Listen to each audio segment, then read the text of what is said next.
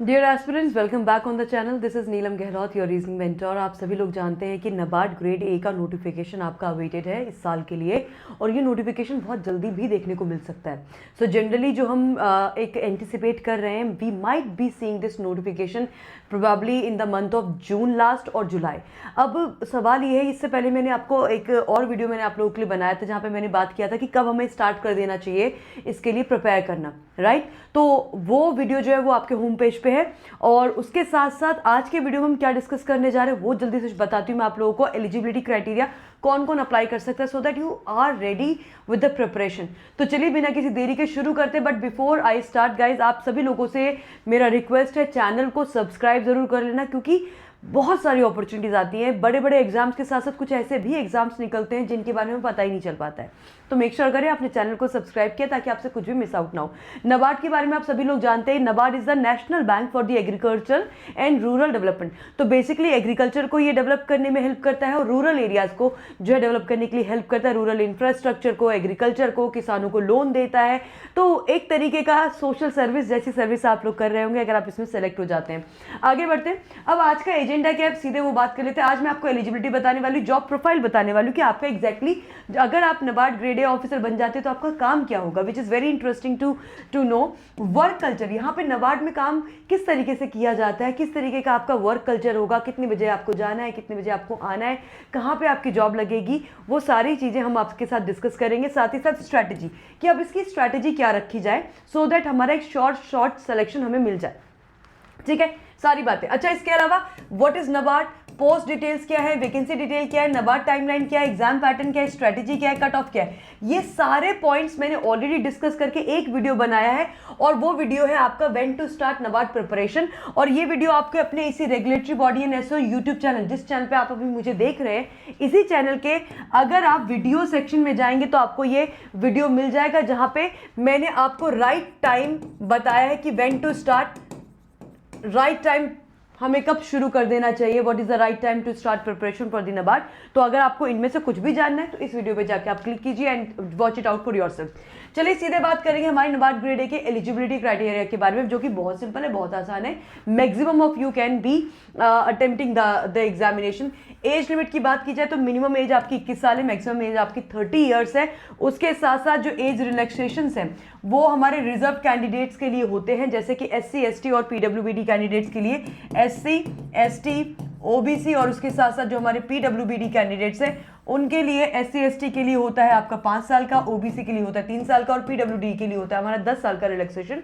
तो ये जो अनरिजर्व कैटेगरी है उसका हमारे पास होगा 21 से 30 साल का टाइम। ठीक है, नाउ इसके साथ साथ बात की जाए एजुकेशन क्वालिफिकेशन। एजुकेशन क्वालिफिकेशन बहुत सिंपल है, आपके पास बैचलर्स डिग्री होनी चाहिए इन एनी सब्जेक्ट। अगर आपने अपना बैचलर डिग्री किया है, आपने ग्रेजुएशन किया है किसी भी सब्जेक्ट में, किसी भी डिसिप्लिन में, तो आप अप्लाई कर सकते हैं। लेकिन एक क्राइटेरिया है आपकी परसेंटेज का, आपके पास आपकी ग्रेजुएशन में 60% मिनिमम आपके मार्क्स होने चाहिए अगर आप अनरिजर्व कैटेगरी से हैं, और साथ ही साथ 55% मार्क्स अगर आप SC ST PWBD कैंडिडेट्स हैं, यानी कि अगर आप रिजर्व कैटेगरी से हैं तो फिर आपके 55%, अदरवाइज आपके होने चाहिए।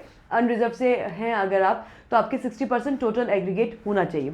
इसके अलावा अगर आपके पास बैचलर डिग्री है, साथ ही में आपके पास मास्टर्स डिग्री है तो भी चलेगा। अगर आपके पास मास्टर्स डिग्री है MBA का या PGDM का, with a minimum of 55% for the unreserved and 50% marks for the reserve category which is SC ST PWBD। अगर ये भी नहीं है तो फिर अगर आपने कोई प्रोफेशनल क्वालिफिकेशन किया है, जैसे कि अगर आपने किया है CA या CS या ICWA अगर आपने किया है तो भी आप अप्लाई कर सकते हैं, या फिर अगर आपने एक PhD किया है तो भी आप अप्लाई कर सकते हैं। तो इन सारे में से इन सब में से अगर आपके पास ये है तो भी चलेगा, अगर आपके पास ये है तो भी चलेगा, अगर आपके पास ये है तो भी चलेगा, और अगर आपके पास ये है तो भी चलेगा। इनमें से कोई भी एक अगर आप एलिजिबिलिटी को फुलफिल करते तो you can apply for this vacancy. Also age limit के साथ साथ यहाँ पे कितनी बार आप ये एग्जाम दे सकते हैं, नंबर ऑफ अटेम्प्ट्स, तो कितनी बार आप इस एग्जाम को अटेम्प्ट कर सकते हैं, अगर उसकी हम बात करें तो you can attempt this examination as number of time as you want to. आपकी यहाँ पे कोई ऐसी लिमिट नहीं है कि आप कितनी बार ये एग्जामिनेशन दे सकते हैं। ओके, चलिए आगे बढ़ते हैं। ना एलिजिबिलिटी क्राइटेरिया में अगर मैं एज रिलैक्सेशन की बात करूँ, जैसे कि मैंने आपको पहले ही बताया, OBC को 3 साल का रिलैक्सेशन मिलता है, SC ST को 5 साल का, और PWBD कैंडिडेट्स को जो है उनको मिलेगा यहाँ पे 10 साल का रिलैक्सेशन। आगे बढ़ते हैं। Now next let's talk about something that actually motivates us to study for the any such examination. NABARD grade A का जो सैलरी पैकेज है वो बहुत ही वंडरफुल है, आपको बहुत ही एक इंटरेस्ट इसमें आएगा। बेसिक पे जो अब आपकी बढ़कर होगी वो होगी 62,500, ये बेसिक पे है। इस बेसिक पे के ऊपर आपके बहुत सारे इंक्रीमेंट्स लगते हैं, राइट। और उन इंक्रीमेंट्स के बाद जो आपकी मंथली सैलरी अब बनने लगी है वो बनने लगी आपकी 1,60,699 पर मंथ। लेकिन क्योंकि हमारे बहुत सारे टैक्सेस होते हैं, डिडक्शंस होते हैं, उनको डिडक्ट करके टैक्सेस को हटा के आपकी जो इन हैंड सैलरी आपके अकाउंट में आएगी वो होगी 1,30,000 पर मंथ। नाउ इसके साथ साथ और भी बहुत सारे बेनिफिट्स है जो आप लोग उठा सकते हैं। अलाउंसेस की अगर मैं बात करूं तो आपको बहुत सारे अलाउंसेस मिलते हैं। ग्रेड अलाउंस मिलेगा, डीएनएस अलाउंस मिलेगा, स्पेशल ग्रेड अलाउंस मिलेगा, साथ ही साथ आपको हाउस रेंट अलाउंस मिलेगा। इसके साथ पर्क्स एंड बेनिफिट्स हैं। Reimbursement for the higher studies, अगर आप आगे कुछ पढ़ना चाहते हैं तो फिर उसका आप रीइंबर्समेंट बैंक से ले सकते हैं। मेडिकल रीइंबर्समेंट मिलता है आपके फैमिली का, तो आप और आपकी जो डिपेंडेंट फैमिली है उसका मेडिकल यहाँ से आप सारा रिइंबर्स करा सकते हैं। Then loans at concessional rates, अगर आपको लोन चाहिए घर बनाने के लिए, कुछ भी करने के लिए, किसी भी चीज़ के लिए, तो आप वो लोन कंसेशनल रेट में आपको यहाँ से नाबार्ड से मिल सकता है। ग्रुप टर्म इंश्योरेंस, और ग्रुप टर्म इंश्योरेंस जो है वो भी आपका नाबार्ड करके देता है, ठीक है। तो ये सारी चीज़ें हैं। नाउ आगे बढ़ते जॉब प्रोफाइल। एग्जैक्टली हमें नाबार्ड ग्रेड ए ऑफिसर अगर हम बनते हैं, which is a assistant manager profile, अगर हम ये बन जाते हैं, if we get into the NABARD such a prestigious organisation, तो हमारा काम क्या होगा, तो बेसिकली जॉब प्रोफाइल क्या होने वाला है, this is very interesting to know. तो एक बार जरा जल्दी से देखते हैं कि हमारा जो जॉब प्रोफाइल है वो क्या है, ठीक है। Now so job profile NABARD grade A aspirants के लिए, assist and monitor NABARD schemes and programme. हमें नाबार्ड के स्कीम्स और प्रोग्राम को क्या करना होता है, उसके लिए हमें असिस्ट करना होता है, ठीक है। Now next is drafting and implementing rural and agriculture development scheme.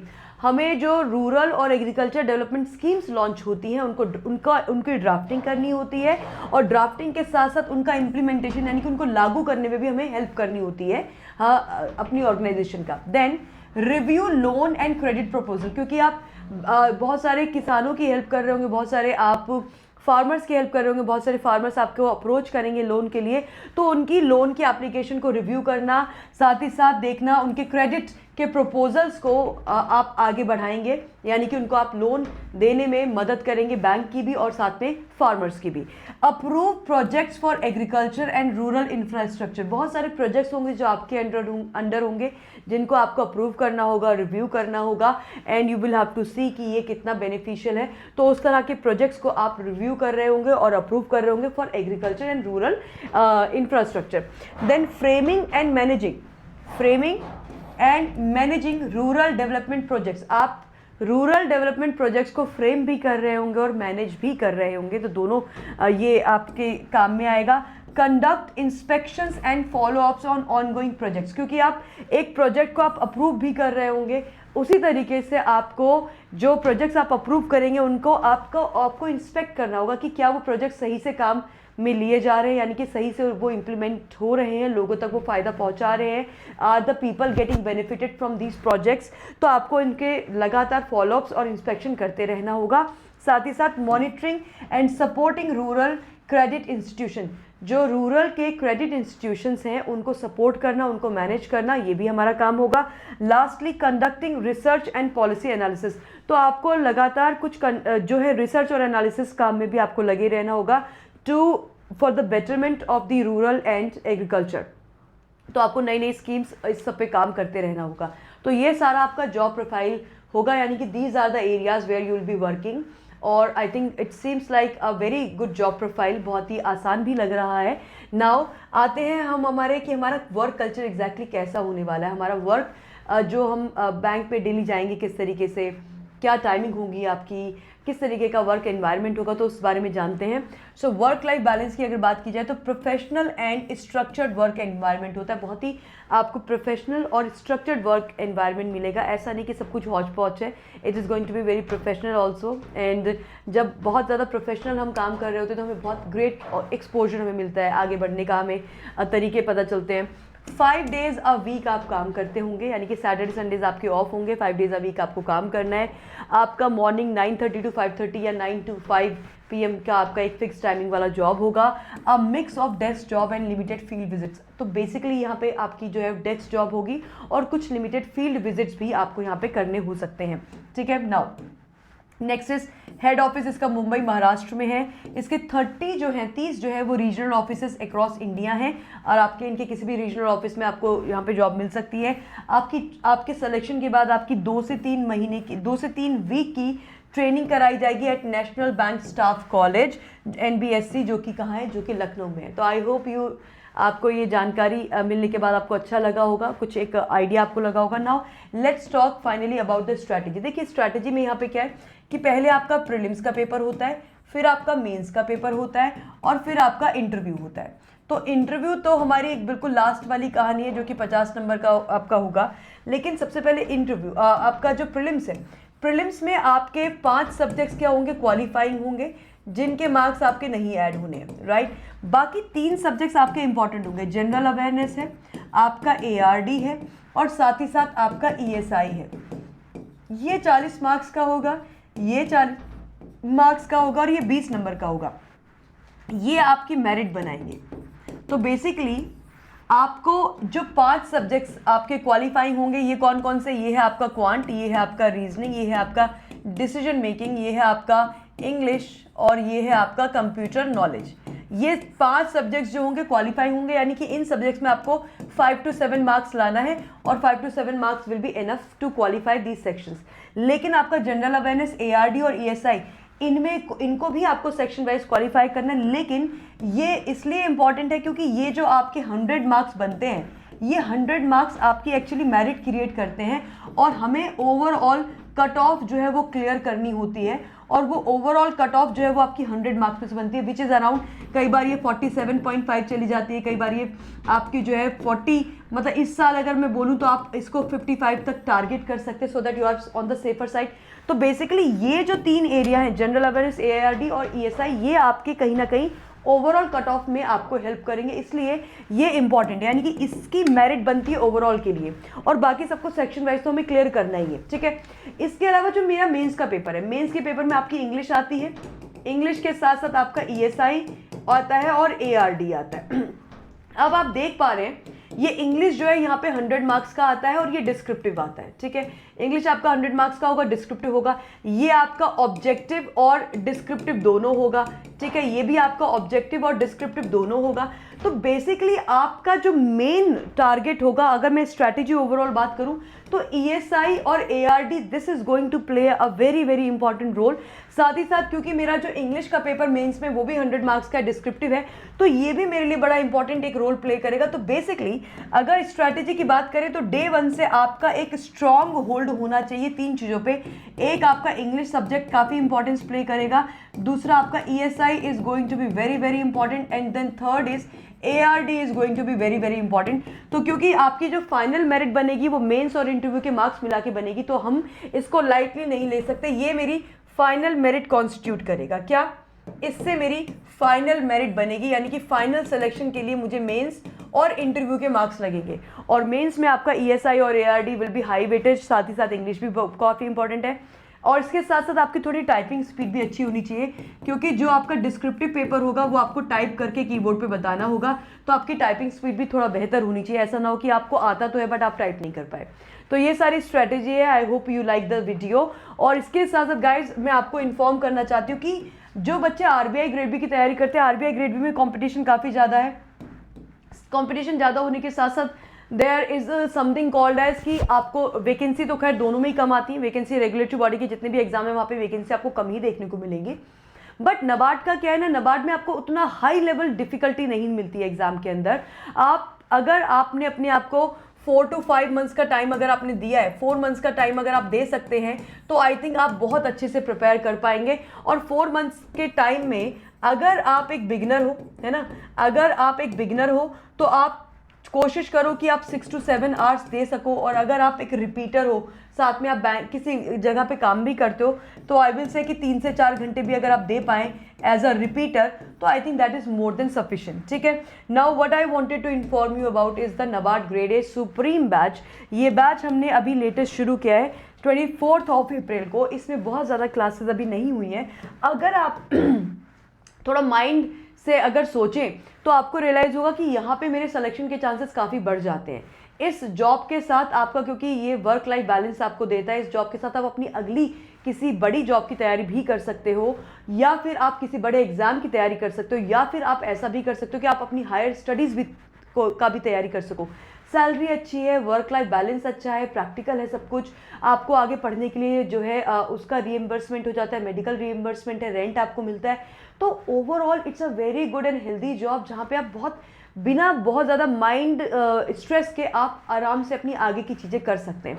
तो आई थिंक अगर आप थोड़ा ध्यान से सोचेंगे समझेंगे तो you will find this job better than the other jobs. और हाँ, यहाँ पे आपके सिलेक्शन के चांसेस भी बढ़ जाते हैं, बिकॉज डिफिकल्टी लेवल बहुत ज़्यादा नहीं है एग्जामिनेशन का।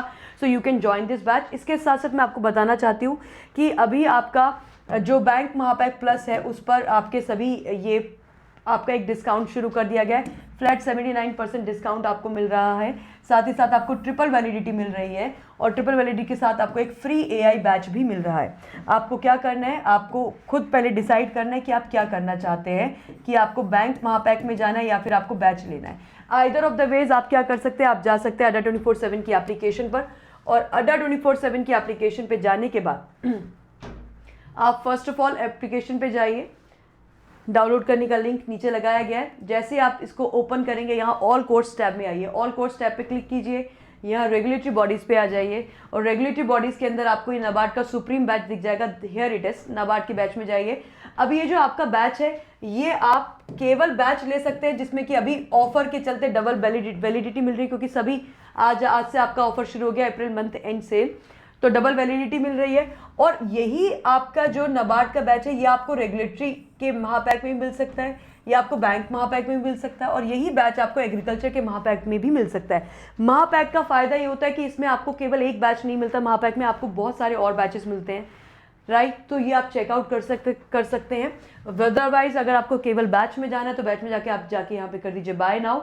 और ये बैच अब आपका हो जाएगा कितना, ये बैच अभी आपका हो जाएगा आफ्टर अप्लाइंग द डिस्काउंट, ये Y651 डिस्काउंट अप्लाई कर दीजिएगा, और अप्लाई करने के बाद इसकी फीस आपकी हो जाती है 3989। बट आपको एक चीज़ यहाँ पे मैं बताना चाहूँगी कि ये क्योंकि ऑफर अभी चल रहा है तो वैलिडिटी आपकी 18 महीने, क्योंकि 79% का डिस्काउंट हो रहा है। आप क्या कर सकते हैं, आप ये डिस्काउंट कोड तो आप यूज़ कीजिए ही, डिस्काउंट कोड के साथ साथ ना आपको अड्डा की एप्लीकेशन में बहुत सारे कॉइन्स मिलते हैं। कहाँ मिलेंगे ये कॉइन्स? ये कॉइन्स मिलेंगे आपको एप्लीकेशन पे, ठीक है। जितने कॉइन्स आप यहाँ पे लगा दोगे उतनी फीस आपकी और कम हो जाएगी, ठीक है। But use the discount code Y651 for the maximum discount. So I will wish you all the very best guys. ये बहुत अच्छा मौका है, गोल्डन अपॉर्चुनिटी है आपके पास। और अगर ऐसा हुआ कि एग्ज़ाम नोटिफिकेशन आपका और पहले आ गया तो हम बहुत ज़्यादा रिग्रेट कर रहे होंगे, तो टाइमली स्टार्ट कीजिए so that you don't regret later. All the best guys.